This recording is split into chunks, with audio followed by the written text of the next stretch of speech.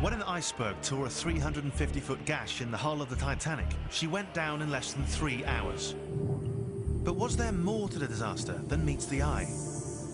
There's something about the story that makes absolutely no sense whatsoever. Was it an accident, or was it a crime? They were businessmen, and they would make money by hook or by crook. Is the ship at the bottom of the Atlantic really the Titanic?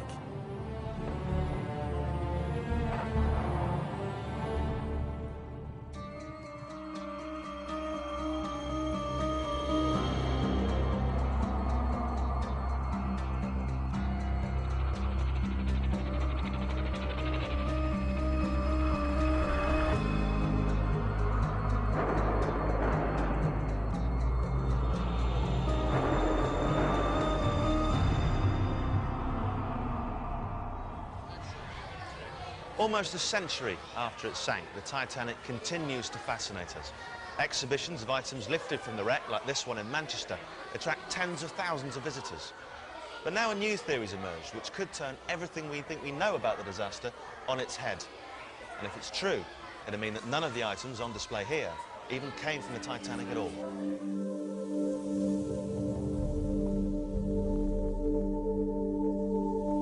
There is something strange going on. And the more you look at it, the more convinced you become that there is, at least maybe we don't know quite what at the moment. We don't know quite what yet in the story, but there's something very, very strange going on. There was no attempt made at all to save that ship. It was almost as if they wanted it to go to the bottom.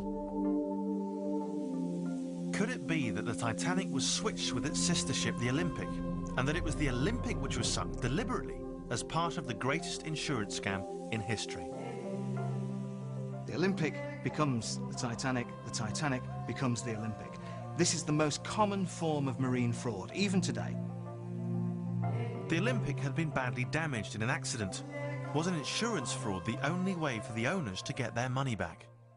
What we're looking at basically is two ships which are exactly the same. To the average person in the street looking at them from a distance, they would simply have no idea which ship was which. It was a midnight on the sea, the band is playing, you're my God today. By the Titanic, very well. Our story begins on the other side of the world, in Brisbane, Australia. And it begins with a tale told by a dying seaman called Paddy Fenton, known to everyone as Paddy the Pig. He was a hard old man, you know, like he's one of the last windjammer seamen, you know. Paddy told me like he was the ordinary seaman on the Titanic, and that the iceberg did not cause the sinking of the ship and that there. What he said it was that they'd had a fire in the bunkers, and the fire had been burning since they loaded the bunkers. Paddy's claim was bizarre and extraordinary. He said that as ice-cold water rushed in, it reacted with a bunker fire in the bowels of the ship to cause an explosion. It was this, rather than the initial collision with the iceberg, which sank Titanic. But Paddy had a second, even more astonishing claim. Paddy Fenton did say that there were rumours among the crew that the ships had been switched, there was an insurance scam going on. The logic was this. The Olympic was unusable and uninsurable because of its accident the year before. But if the ships were switched and insurers thought it was the Titanic which had sunk, then they'd be happy to pay up in full. With the insurance scam, Paddy said that it was a big cover-up, because when they got back to port, a company official came down with a man from the British government out there, took the crew aside and swore them all to secrecy under the Official Secrecy Act. I think the only reason Paddy was telling me is because he was getting old and that there, and I think he just wanted to clear his conscience. The thing that haunted him the most was the women and children, their screams. Paddy's story seemed outlandish, absurd even, as you might expect from someone who walks around calling himself Paddy the Pig. But then, in 1985, came a discovery which would transform the study of the Titanic. On September the 1st that year at 12:50 a.m, an American submersible in the North Atlantic began picking up strange images on its underwater cameras. Within minutes, the crew realised they'd made the greatest underwater discovery of the 20th century, the wreck of the Titanic. It lay 2.5 miles down and was broken into 3 pieces. And there, in the side of the ship, was a hole, just where Paddy the pig said it would be. The plating is pushed outwards. It's not where something's hit the ship.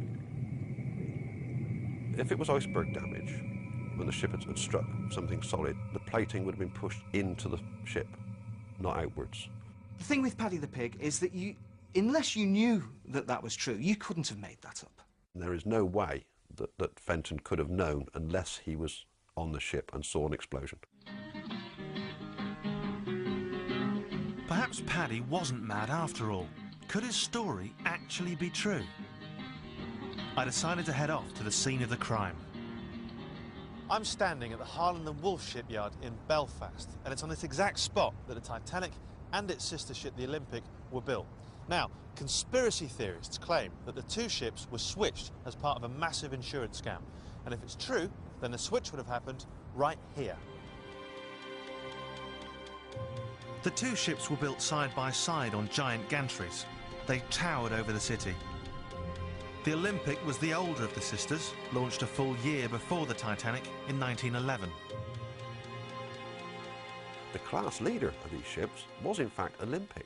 Very, very famous ship in her time, the biggest ship in the world, the largest man-made moving object on Earth. All the rest of it, that was all applied to Olympic. Titanic was the second of the class. John Parkinson's father worked as a carpenter on both ships, and John is perhaps the last man alive to have seen the Titanic. Oh, it was a wonderful, wonderful experience. See, I was just a wee boy, between 5 and 6 years of age when I saw it. My father brought me down here on a Sunday afternoon, and he took me round to see it. And there it was. When I looked at it, I was afraid in case it would fall on me. It was so big, it seemed to reach the sky.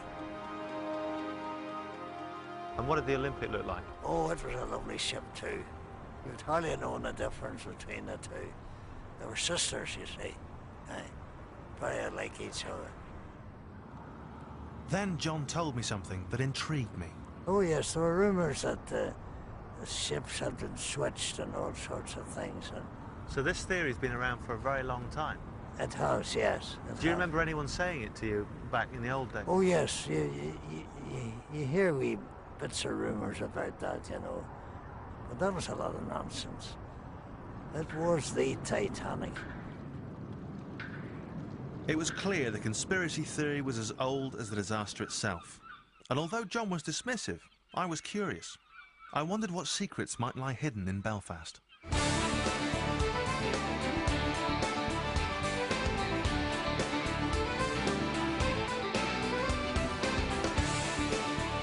Have you got a call lined up there, Sean? Jerry Anderson has his finger on the pulse of Northern Ireland. If I wanted to reach the people of Belfast, I knew he was my man.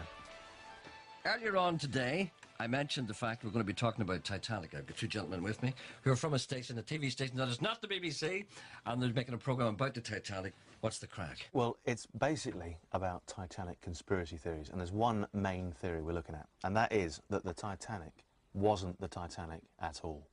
Right. Now, you're looking at me like I might be a bit odd. Well, I know you look a bit, but that's neither here nor there. I promise you there's more to it. Essentially, the Titanic, and I'm sure many of your listeners are aware of this, had a sister ship called the Olympic. And the people in charge came up with a plan, and that was to swap the Olympic with the Titanic. All right, so the ideal thing for you would be if someone rang this programme today and said, listen, funny enough, I remember my grandfather coming into me and saying, do you know what happened last night? I came out to work for the Titanic, and it was a different ship. Exactly, yeah, no, that would be absolutely perfect. You know, I'm not pinning my hopes on it. Absolutely. Someone on the line here already, I don't know who it is. Jim? Good morning, Jim. Good morning. Yes, Jim, have you any connection with the Titanic at all? My partner's grandfather actually worked and built the Titanic. Basically, it wasn't Titanic, it sank. It wasn't, did you say? Yep. Wow, how do you know that? It's the Olympic, it sank. He swore on, I think, the sister ship. Are you serious? Yep. the White Star Line, there were financial difficulties, and that's the only way they could claim and get themselves back on track.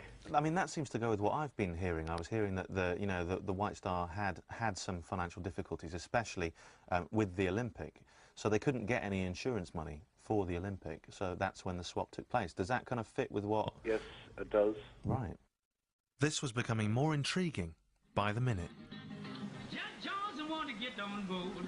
Captain, he says, I ain't hauling no coal.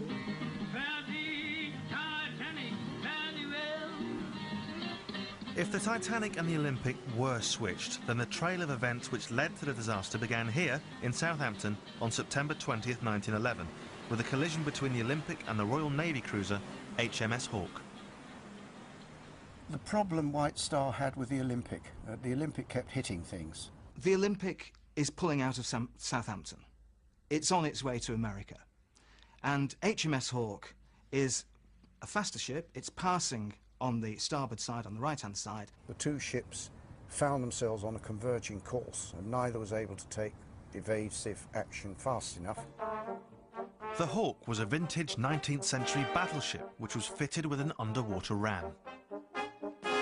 And this thing was there, actually, to do as much damage as possible to any other ship she managed to ram in the side. The Hawke cut an enormous double hole in the side of the Olympic, the ram below the waterline and the bow above the waterline. Nasty. And if you think the Olympic looked bad, you should see the Hawke. Everybody on board felt the impact.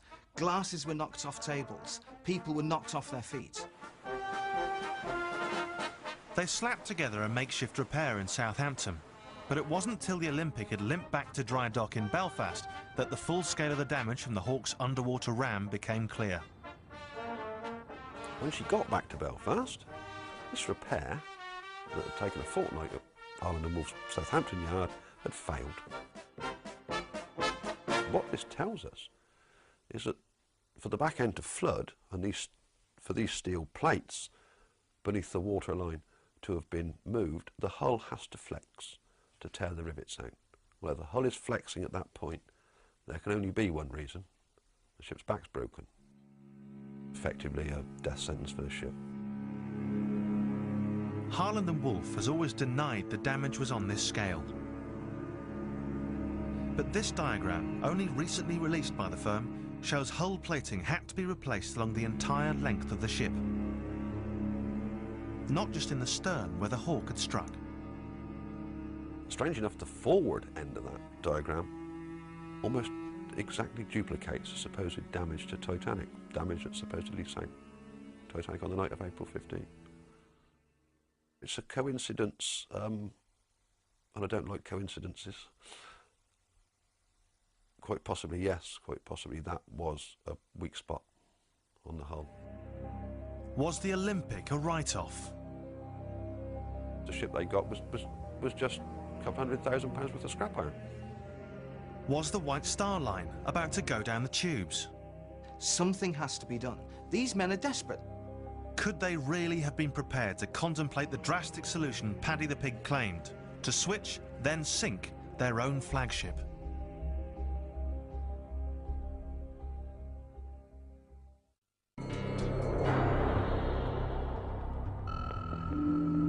A dying seaman had told an apparently far-fetched story that the Titanic had been swapped with her damaged sister ship, the Olympic.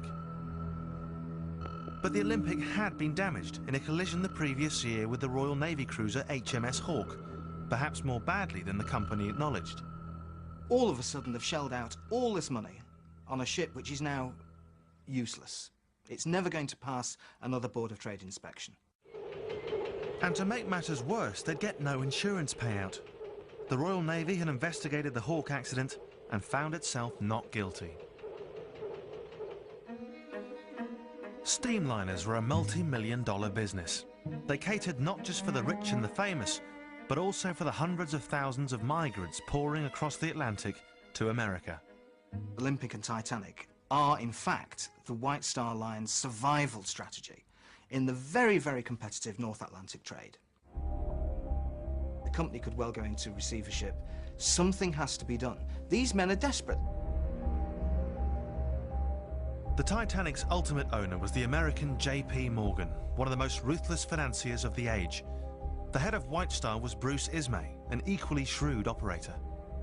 They were businessmen, and they would make money by hook or by crook. They knew they were in trouble. It may have been at this point that someone in the company came up with a bright idea. Why not take the exact copy of the ship, sitting only 200 or 300 feet away? We have a lame duck. We have a boat that's no good. So we swap it over with the other boat. Their only way out, really, was an insurance fraud. Otherwise, the ship they got was just a couple £100,000 worth of scrap iron. Even today, the most common form of marine fraud is to swap the names of the ships. Goes on all the time. And in those days, it was no different. By staging an accident, they could then claim the full insurance on the Olympic. And the Titanic, masquerading as the Olympic, could sail around the world for the next few decades, earning money for White Star. Here is a perfect opportunity to make good on their losses, make good on the insurance, and develop this whole fraud that no one, they hope, is going to spot. It was brilliant in its simplicity. But if White Star were going to get away with it, first they'd have to make sure these two ships really did look identical. Bruce Beveridge is a former Chicago cop, a Titanic enthusiast, and a skeptic about the switch theory. He's spent years poring over plans and pictures of the two ships, applying his detective skills to the mystery. The small differences between these two ships were minute, and you really had to have a sharp eye in order to pick them out. Bruce looked at photos taken in the months before the disaster and was surprised by what he saw. I found that when I started to compare the photographs of the two ships up until April 1st of 1912, that the Olympic surprisingly was starting to look more and more like Titanic. What should be a case against a switch, we find that the pictures actually start to promote it after a while. For Bruce, the most dramatic example was the portholes. The Titanic had a distinctive 5-porthole arrangement on the forecastle deck. This feature was missing on the Olympic at the time of its launch. But then, at some point in the winter of 1911, it was suddenly changed to exactly the same pattern as the Titanic. The reason for this, we don't know. But for some reason, the Olympic started to look more and more like Titanic. What should be evidence to disprove a switch theory, in fact, supports it. The sisters were becoming twins. By the spring of 1912, the two ships were almost a perfect mirror image. The plan was primed and ready to go. In March, the Olympic was brought into the dry dock in Belfast to have a propeller blade replaced. It was a job that should have taken 2 days, but the Olympic was here for 1 week. It was at this point that many believe the switch was made. There was only one dry dock that could handle ships of this size. They were racing to complete the Titanic. Only one dry dock. The ships were changing places, perhaps on a daily basis for about 4 days, March the 2nd onwards. And that's it. That was your opportunity. The switch would have been very simple and very quick. What needs to be changed? A few lifeboats, a few lifebelts, a few letterheads and menus. Basically trivial stuff. I mean, White Star actually made a practice of making all their portable items interchangeable ship to ship. Both ships used exactly the same stuff, and the crest on all this was not the name of the individual ship, it was the White Star Line. So that was taken care of. When the rest of the workforce comes back into work on Monday morning, it's like nothing's happened. If true, it was the greatest sleight of hand in history. On March the 7th, the ship White Star called the Olympic sailed out of Belfast. 3 weeks later, the ship they called the Titanic was ready for its maiden voyage.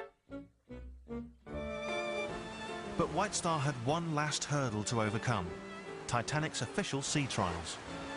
Normally these things have 2 days of sea trials, 2 full days. trials. Normally these things have 2 days of sea trials, 2 full days of sea trials. Titanic only got the benefit of 1 short day, was never run up to full speed or put through any serious manoeuvres at all. The trials were so superficial, the inspectors failed to notice one fact in particular. The Titanic was on fire, just as Paddy the Pig had said. It is an established fact that there had been a coal bunker fire burning. It'd been burning from the time the ship actually left Belfast. I mean, that wasn't known back in the 60s, well, not widely known.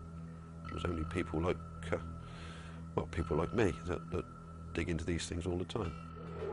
Quite extraordinary, this. You can't help being amazed by the slapdash nature of some of the things that went on. There's one thing that sailors fear more than anything else at sea, more than icebergs, more than sea monsters, it's a fire. But of course, as far as the inspectors were concerned, they were looking at a brand new ship, and they weren't bothered to look too closely. They've seen the plans, they know the thing works, it's exactly the same build as the Olympic, so we can sign it off at 12 o'clock and all go for an early lunch. The inspector didn't even go down to the engine room to have a look. White Star had got away with it.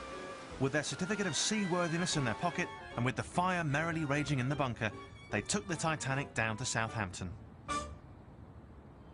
But there, further troubles awaited them. The crew signed on in Belfast seemed to have taken a dislike to the new ship. We know that the crew that brought the ship down from Belfast, only one of those men actually signed back on. The boilermen and stokers resigned en masse.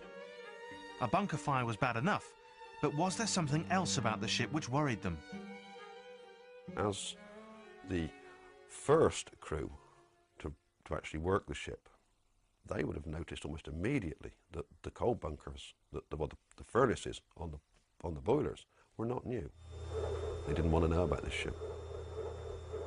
Perhaps Paddy the Pig was right when he said there were rumours amongst the crew of a switch. Their decision not to sign back on is all the more surprising, given that Britain was in the grip of a national coal strike. Literally thousands of seamen were out of a job because of a coal strike. Ships were just laid idle. There was no coal to get them to sea. Thousands of sailors are without work, and yet these men choose to throw themselves out of a job. And the greasers down below were not the only ones reluctant to board the Titanic on its maiden voyage. If you look at the records, 55, mainly first-class passengers, have also cancelled their voyage. The strangest cancellation of all was the ship's owner, the financier J.P. Morgan. J.P. Morgan, he had promised publicly to go on the maiden voyage, but he cancelled at the last minute on grounds of ill health. And shortly afterwards, the New York Times reporter ran him to earth in the south of France, where he was extremely healthily diverting himself with his mistress. When Titanic finally set sail from Southampton on April the 10th, it's a little-known fact that she was just 2/3 full. The plan, it's argued, was to scuttle her in mid-Atlantic, but the company had one minor problem. She was full of people. The captain, E.J. Smith, would need to be in on the plot, and there were various White Star officials on board, including the ship's designer, Thomas Andrews. They'd need a rescue vessel. Enter Stanley Lord, captain of the passenger cargo ship, Californian. The whole of Californian's performance makes me think that she was a major part of the plan to get the people off Titanic before sinking it. The Californian was also owned by J.P. Morgan. Until a few days before, it had been stuck in the port of London because of the coal strike. Suddenly, mysteriously, there's enough coal for Californian. And the orders to sail are obviously sail ASAP, as soon as you possibly can, because you've got to get somewhere. Her sudden departure was all the more mysterious because she was virtually empty. Captain Lord has taken the Californian into the mid-Atlantic with no passengers and no cargo, except for 3,000 woolen sweaters and blankets. Exactly what you'd need if you were going to turn your ship into a glorified lifeboat. The Californian sailed at full speed across the Atlantic before suddenly coming to a halt on the evening of April 14th. Captain Lord orders Californian stopped. Why rush halfway across the Atlantic just to stop? Was the Californian keeping a rendezvous? She'd received ice warnings, but no other ship in the North Atlantic felt obliged to stop that night. Certainly not the Titanic, which at that very moment was careering at full speed towards almost exactly the same point. Captain Smith had ice warnings for most of the day. He was well aware that there was ice ahead. He never slowed down. He didn't put extra lookouts at the head of the ship. He only had them in the crow's nest. But this was business as usual. Time is money on these ships. Collisions with icebergs were incredibly rare, even at night. I mean, normally you can see the thing, you know, you would steer around it. But of all nights, White Star had picked the night of April 14th, 1912 to stage its accident. A night of freak conditions that would not be repeated for many years. It was a cold, clear, starlit night with no moon. So visibility, although you could see the stars, visibility was practically zero. It was also unusually calm, as portrayed in this rarely seen 1929 film of the disaster. This was the calmest night on the North Atlantic in decades.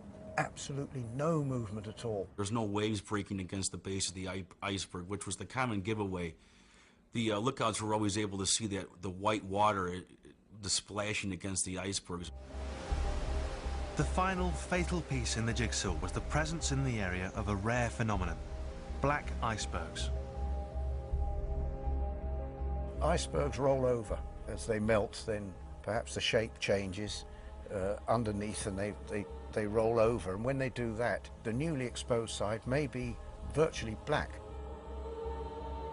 At 11:40 p.m, an enormous black iceberg blotted out the horizon directly ahead of the Titanic.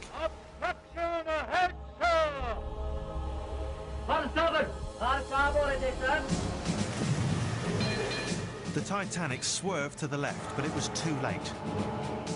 The iceberg tore a 350-foot gash in the ship's hull.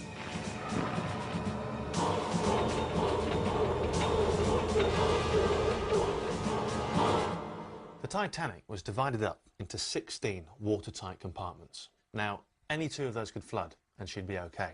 But the iceberg sliced through the first 5 compartments. Thomas Andrews, the ship's designer, took one look at the damage and knew the Titanic was doomed. The Titanic hit the iceberg at just the right angle to cause just enough damage and just enough watertight compartments to cause her to sink. This was unheard of. If Captain Smith had been trying to stage an accident, he'd now suffered a real freak accident. He appeared shocked and stunned. Here we have a situation where it all starts to go wrong. The best laid plans of mice and men. That early period after the collision, the senior officers froze that they didn't do any of the things they should have done. The first SOS didn't go out for 35 minutes. 35 minutes, that's a quarter of the time it took for the ship actually to sink. No SOS. And an hour and 25 minutes after the collision, that is when the first lifeboat is launched. When lifeboats were finally launched, for some inexplicable reason, many weren't full, despite the fact Titanic only had enough lifeboats for half the people on board. Now, there's only one explanation for this, and that is that they are expecting some sort of rescue operation to materialise in the next few minutes. Smith may have been expecting the lifeboats to unload people onto the Californian and then return. But in swerving to avoid the iceberg, the Titanic had moved out of sight of Captain Lord's ship, which now sat just over the horizon. We could hear all the panic of the people on the decks, rushing about looking for a lifeboat, and all the lifeboats had gone. And there were still 1,500 odd people left on board. We saw the Titanic sink, which was a terrifying sight, and we heard all these people in the water screaming, which was, I think, perhaps the worst thing of all. By the morning, when survivors were picked up, 1,500 people were dead.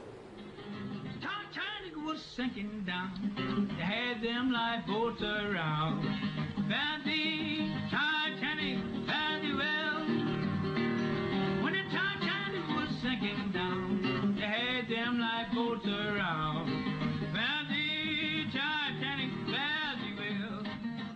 My father heard this wee newspaper boy shouting outside, "Telly special, telly special," and the stark words on it, "Titanic sunk." My dad, big strong man he was, he worked in the shipyard all his life. He just broke down and he cried like a child.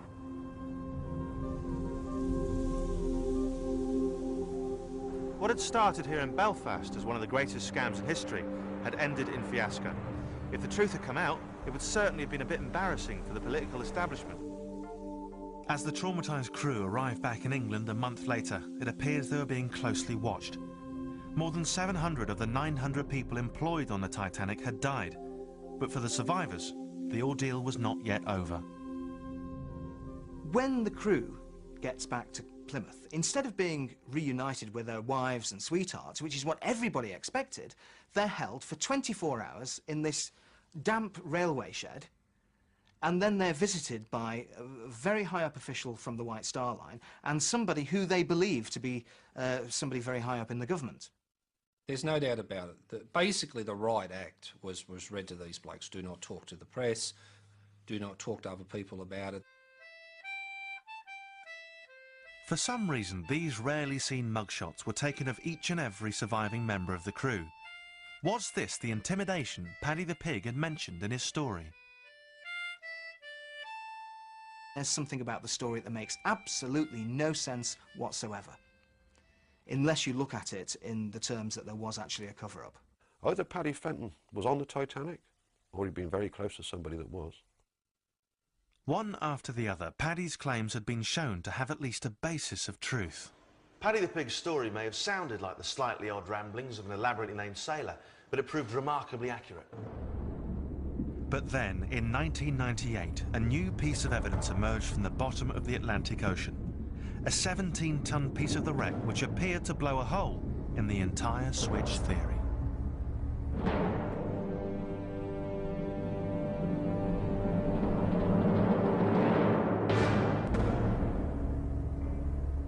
A group of Titanic experts had built a powerful argument that Titanic had been switched with its sister ship, the Olympic, before the famous disaster. But back in Northern Ireland, I wanted to see if the theory really held water. For almost 100 years, this was the main headquarters of the Harland and Wolff shipbuilders in Belfast. And this was the main drawing room.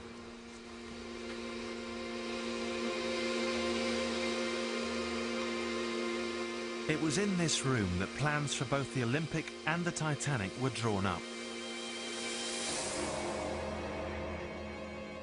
I've come here to meet with someone who may have evidence which blows the whole switch theory out of the water. You all right? Are you David? David Lawrence. Nice to meet you. I'm Danny. How are you? I'm very well, thank you. This is a great room, isn't it? For over 40 years, David Livingston was one of the top naval architects at Harland and Wolff. In 1998, he took part in a dive down to the wreck.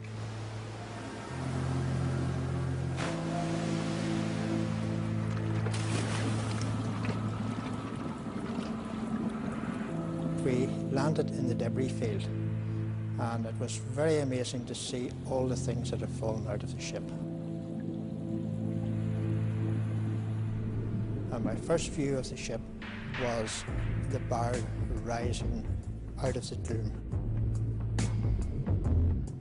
Of course, that's the most beautiful part of Titanic and the most well recognised. During the dive, the largest piece ever raised from the Titanic was brought to the surface, a 17-ton chunk of hull. David was asked to identify it. There were two large portholes and two small ones.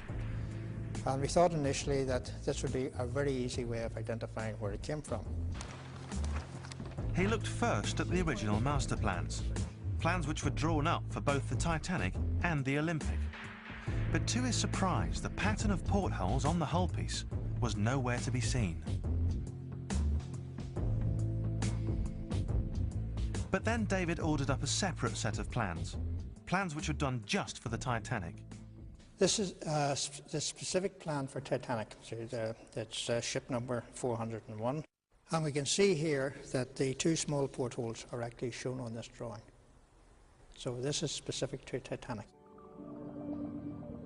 The Titanic plans matched the wreck.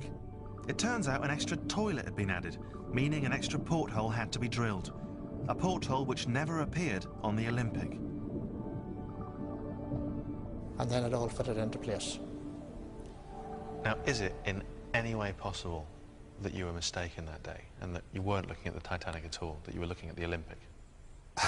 Absolutely not. This, of course, is a section of the biggest piece of the Titanic that's ever been recovered, and it's a real favorite of mine, of course, because you can see those wonderful overlapping steel plates and some of the two... Robin Gardner is the high priest of Titanic conspiracy theorists. A former plasterer from Oxford, he's now writing his third book on the subject. A film set, this is the real thing. That's right.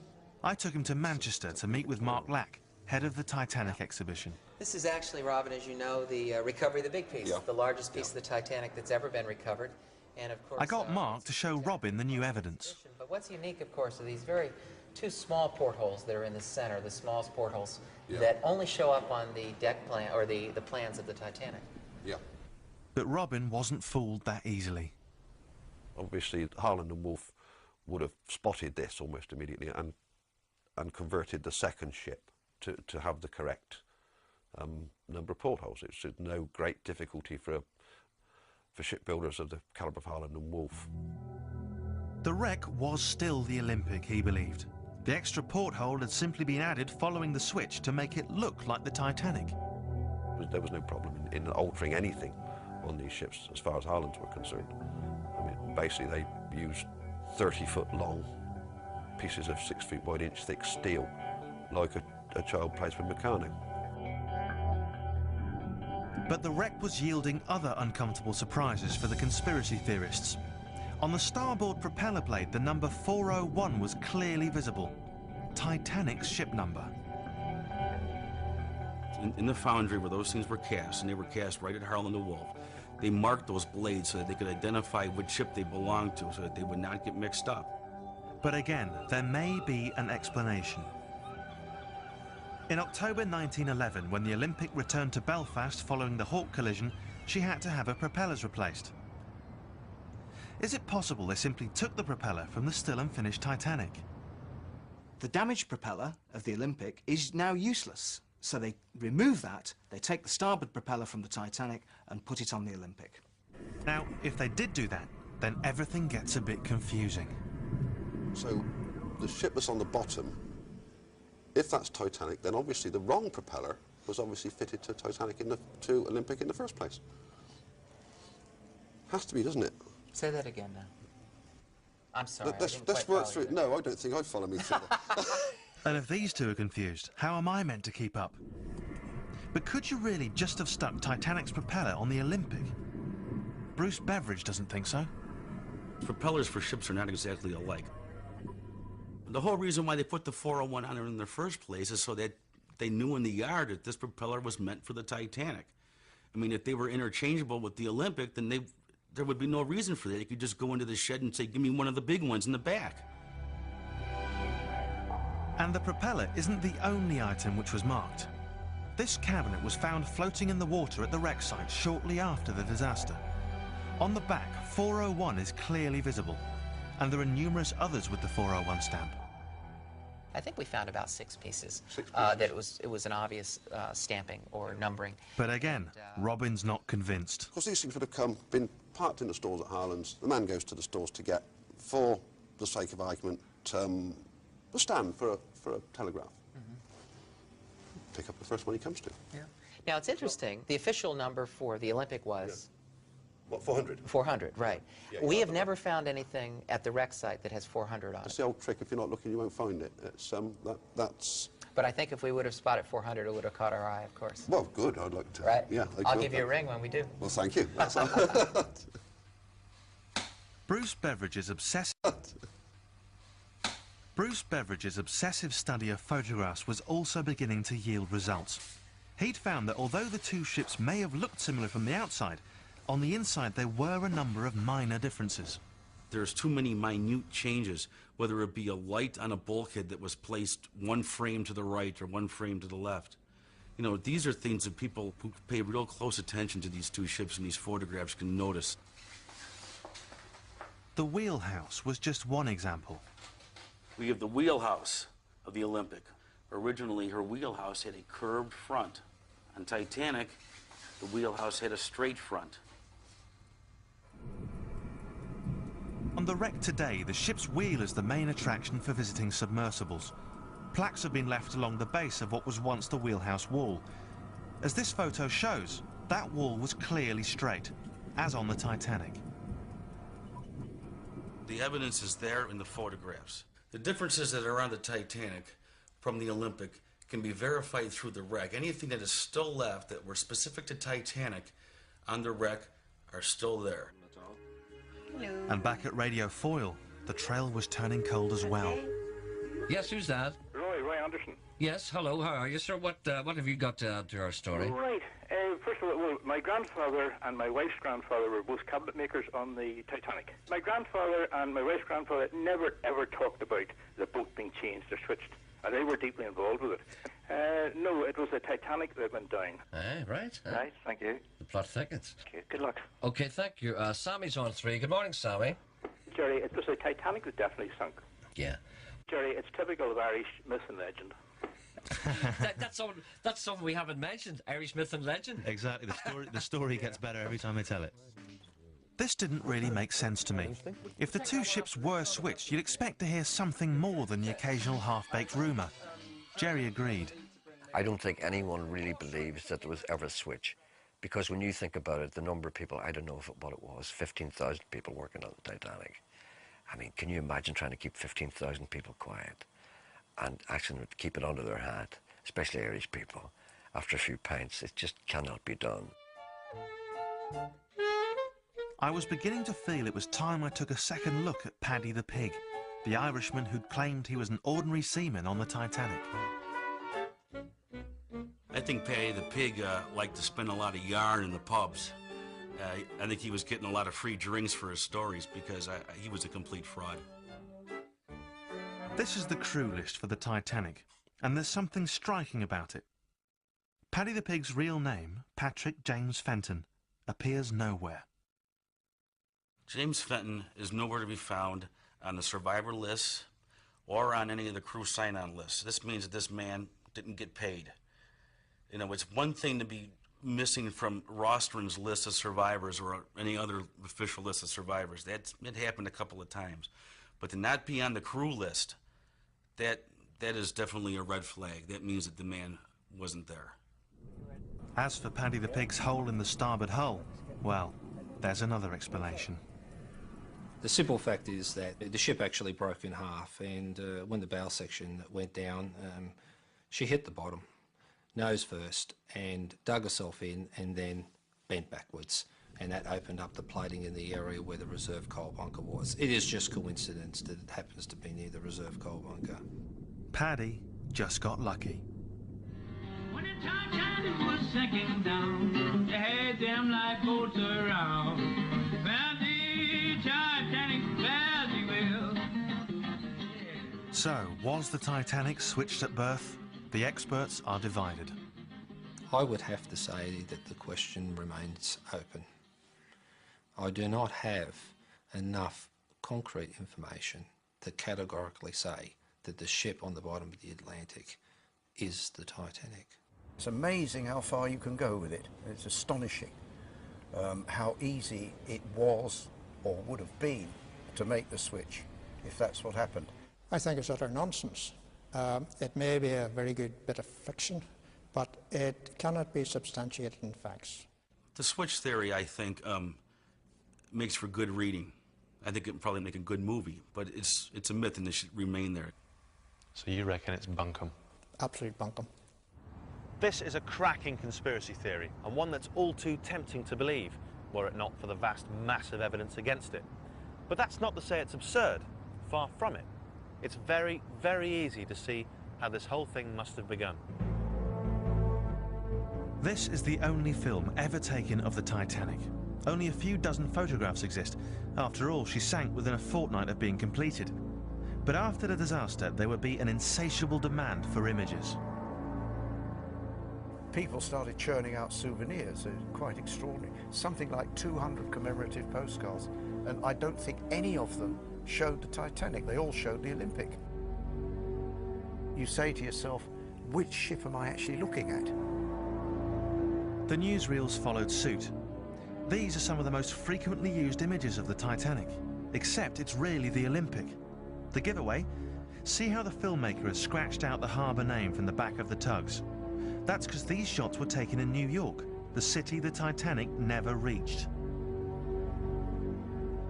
Even to this day, people are still misidentifying photographs. You know, they're saying that it's a Titanic when in fact it's the Olympic. They were 99% identical. So it seems the Titanic and the Olympic never were switched. There never was an insurance scam. But by a twist of fate, it's the Olympic which has sailed into history in 1,000 postcards and newsreels. Unless, of course, they were switched, in which case it was the Titanic after all. Jewel thief Pierce Brosnan retires to a paradise island this weekend until tempted back into action by an offer he can't refuse.